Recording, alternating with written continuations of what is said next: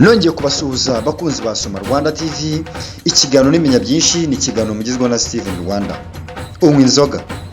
Kunywa inzoga ntacyo bitwaye, ariko biragitwaye. Unywa amazi. Kunywa amazi ntacyo bitwaye, ariko biragitwaye. Unywa isukari.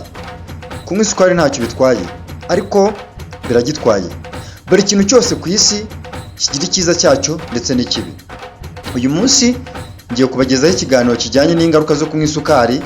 Nyamara ushobora kuyinywa ariko ntumenye ibibi bikugaruka mu gihe warangije kuyinywa. Ikiganiro n'imenya byinshi ni ikiganiro ugezweho na Steven Rwanda. Kora subscribe kuri Soma Rwanda TV maze nkugezeho ikiganiro.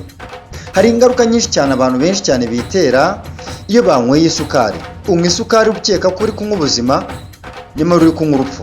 Hari abantu benshi cyane bakeka ko iyo banyweye isukari bagira imbaraga, ariko izo mbaraga ntabwo ari iz'igihe kirekire, ni iz'igihe gito. Igihe gito bisobanuye ubuzima buto, igihe kirekire bisobanuye ubuzima burebure uzabaho ukiri ku isi. Isukari ni intungamubiri ikenewe mu mubiri ndetse ariko iraciriritse. Kunywa cyangwa se kurya mu rugero rurenze ikintu icyo ari cyo cyose, ibi ngibi byakugiraho ingaruka. Reka turebe isukari n'izihe ngaruka ishobora kuba yakugiraho. Icya mbere ugomba kumenya ku isukari, isukari yongera ibyago byo kurwara diyabete cyangwa se diyabete de type D. Ni diyabete y'ubwoko bwa kabiri. Isukari nyinshi ituma umubiri ugira ikibazo cyo gukoresha insuline cyangwa se hormone igenzura isukari mu maraso. Iyo insuline ntabwo ishobora gukora neza, isukari iguma mu maraso bigatera diyabete y'ubwoko bwa kabiri. Iyo diyabete ikohereza ku rupfu. Iyo yakugezemo uranyunyuka ugasanga uruhu rwumye cyane, kandi byaratewe n'isukari wariye uzi ko uri kuryoherwa. Ikindi, isukari yongera ibyago byo kurwara indwara z'umutima. Hari abantu benshi cyane bakeka ko kugira ikibazo cy'umutima biterwa no kuba wanywa inzoga nyinshi, ariko ntabwo ariko biteye. Niba unywa isukari nyinshi cyane, mu gihe gito uraje watakwe n'umutima, umutima wawe uzabyimba, uzana utuntu inyuma ku ruhu rw'umutima, kuko buri kintu cyose kigira uruhu, nta kintu kitagira uruhu. Inyama iyo ari yo yose igira impera zayo. Isukari nyinshi itera kubika ibinure byinshi mu maraso. Ibi binure biba byinshi bigatera kuziba imitsi y'amaraso. Si ibyo gusa, bigatuma umutima ukora nabi ndetse bigateza indwara z'umutima n'udutsi tw'umutima. Ibi ngibi nta kindi bizaguteza uretse urupfu. Unywa isukari ukeka ko uri kugira imbaraga mu mubiri wawe, nyamara uri kwongera urupfu ruzatuma rugukindura mu gihe gito. Ikindi ugomba kumenya ku isukari, izamura ibiro birenze. Kugira ibiro birenze ni ikimenyetso kigaragaza ko uri mu rupfu. Umuntu akwiye kugira ibiro bigendanye n'uburebure bwe, ndetse akamenya uburyo yabikontororamo. Waragiye urabyibuha ntabwo ukiterura. Waragiye urabyibuha niyo wicaye birakunaniza. Waragiye urabyibuha niyo uri kurya birakunaniza. Waragiye urabyibuha ntabwo wakwirukanka metero zirenze 60. Ese urumva ufite ubuzima? Nta kindi wakora uretse kugabanya isukari kuri mu mubiri. Ibi ngibi ni ikimenyetso kigaragaza ko isukari nyinshi iba mu binyobwa cyane cyane biterwa n'imitobe, soda cyangwa se fanta, n'ibiribwa by'ibirungo. Hari ibirungo byinshi cyane urya ariko bikaba byiganjemo isukari. Si ibyo gusa, no mu nzoga habamo isukari. Nunywa inzoga nyinshi cyane zizagutera umubyibuho bitewe n'ibyo uri kuzirisha. Hari abantu banywa inzoga bakazirisha inyama z'ingurube cyangwa se inyama z'akabenzi bitewe n'uburyo byitamo. Ibi ngibi nta kindi bigukururira uretse umubyibuho ukabije cyane, umubyibuho nawo ukakuganisha ku rupfu. Iyo rero umubiri udakoresha izo ngufu zivuye mu isukari, iyo sukari ikaba yavuye mu binure, ahanini usanga bigenda bikibika mu mubiri, umubiri ukabyimbirwa cyane, ukagira ibiro, bigatuma umuntu agira ibiro birenze. Ibi ngibi bizakujyana mu rupfu. Ushaka kuramba, irinde kunywa isukari, kubera ko isukari ni urupfu rurenze ibishaririye. Ushobora kuba waranyweye umuravumba, aho kugira ngo urye isukari warya umuravumba ukawuhekenya, kubera ko wakuvura indwara nyinshi cyane. Si ibyo gusa, isukari yangiza amenyo. Isukari isigarira mu menyo cyangwa se isigara mu menyo yawe, cyane cyane mu menyo y'inyuma nk'ibijigo cyangwa se amenyo y'imbere, aya ngaya twita amenyo twita plaque. Isukari isigara mu menyo ituma habaho imyanda yitwa plaque iri mu dukoko twita bagiteri. Izo bagiteri zifashisha isukari zikabyara aside.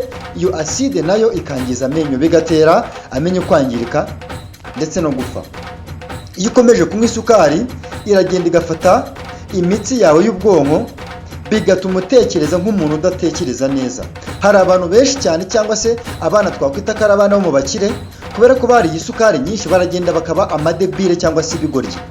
Ibi ngibi biterwa n'utuntu tugenda tukajya mu bwonko twavuye mu isukari, tukagiza ubwonko ku rwego rw'aho umuntu agenda akaba umuswa akangirika pe. Kunywa isukari nyinshi bishobora gutuma umuntu agira umunaniro wihuse cyane ndetse agahangayika cyangwa se akiheba. Abantu benshi bihebye hanze aha ngaha usanga barabitewe no kunywa isukari nyinshi. Wari wumva umuntu ukubwira ngo winzamurira isukari, winzamurira isukari, nunzamurira isukari ndaguhitana. Iyi sukari isobanuye iki?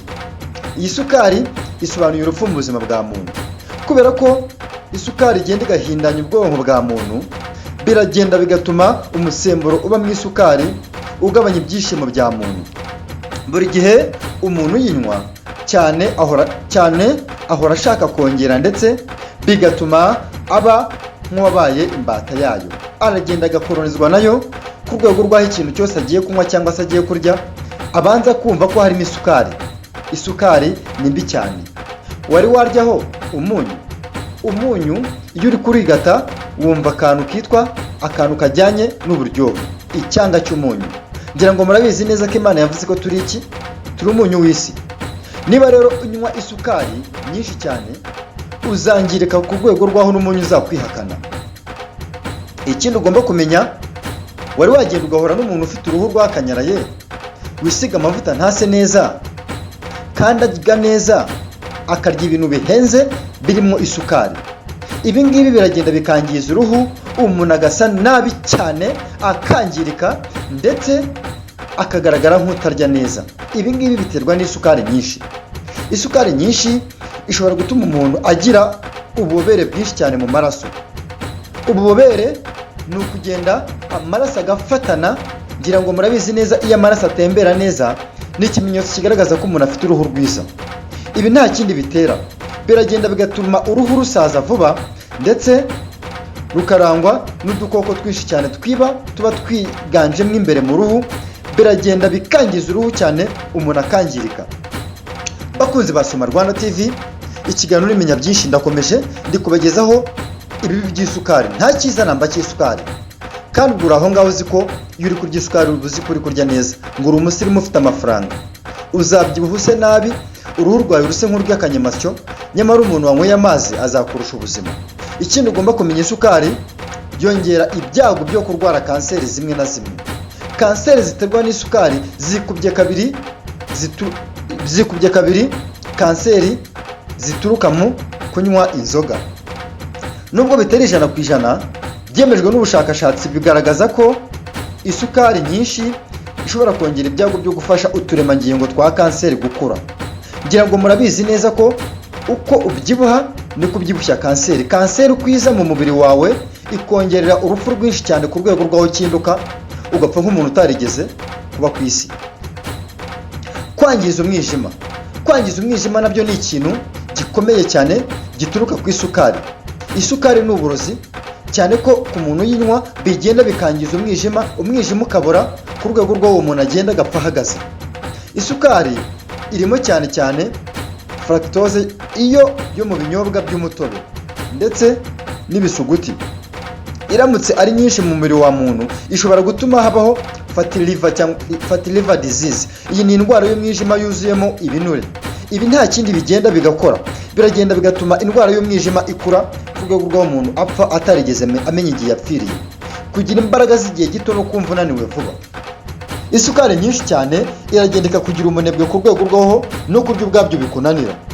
Guhinga birakunanira, kuvoma bikakunanira, guterura ikibuni bikakunanira. Niyo mpamvu usanga abantu benshi cyane bakora siporo bayinywa mu mazi, ntabwo bashobora kuyinywa mu bintu bijyanye n'ibiyobyabwenge. Hari abantu benshi cyane banywa isukari, cyane cyane isukari yakorewe mu nganda, ugasanga uricaye uri kunywa energy cyangwa se juice, nyamara icyo kintu uri kunywa cyakorewe mu nganda. Ese mu by'ukuri urakeka ko icyo kintu uri kunywa cyakorewe mu nganda ari ikintu cyiza uri kunywa? Ni uburozi, nta kindi uri kwinjiza mu mubiri. Byaba byiza unywa isukari ivuye mu mbuto, cyane cyane umuneke, pome n'utundi tuntu tujyanye n'ibinyamafufu cyangwa se ibijumba. Ibi ngibi biragenda bikakubaka, ugasa neza, ugakomera, cyane ko biba bikiva mu murima. Isukari nyinshi rero yongera ingufu nkeya cyane mu mubiri wa muntu, cyane umuntu ukoresha ingufu nyinshi cyane aragenda agacika intege kubera ko iba yaramuganje. Isukari yongera ingufu by'igihe gito, ariko igahita igabanuka vuba cyane mu maraso. Ibi nta kindi bigutera uretse kunenwa no kumva wacitse intege, biba mu gihe gito cyane. Bakunzi ba Soma Rwanda TV, ikiganiro n'imenya byinshi ni ikiganiro mugezweho na Steven Rwanda. Kora subscribe uburyo ubasha gukurikirana ibiganiro byanjye. Isukari ni uburozi, ugomba kumenya ko kwirinda kunywa isukari ni nko kwirinda kunywa uburozi. Ntabwo uburozi ari ibintu bafata ngo bavuruge mu byo ugiye kurya cyangwa se mu byo kunywa, ahubwo uburozi ni ibintu turya buri munsi mu buzima bwacu bwa buri munsi. Bakunzi ba Soma Rwanda TV, ikiganiro n'imenya byinshi ni ikiganiro mbagezeho buri munsi. Kora subscribe, ikibagezeho ni Steven Rwanda. Ndabakunda cyane.